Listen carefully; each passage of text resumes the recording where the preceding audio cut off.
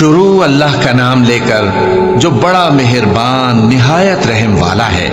بھلا کس نے آسمانوں اور زمین کو پیدا کیا اور کس نے تمہارے لیے آسمان سے پانی برسایا؟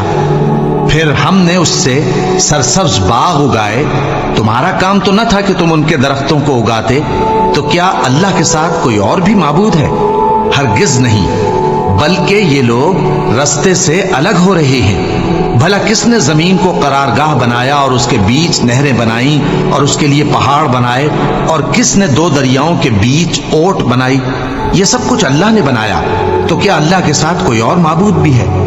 ہرگز نہیں، بلکہ ان میں اکثر علم نہیں رکھتے۔ بھلا کون بے قرار کی التجا قبول کرتا ہے جب وہ اس سے دعا کرتا ہے؟ اور کون اس کی تکلیف کو دور کرتا ہے؟ اور کون تم کو زمین میں اگلوں کا جانشین بناتا ہے؟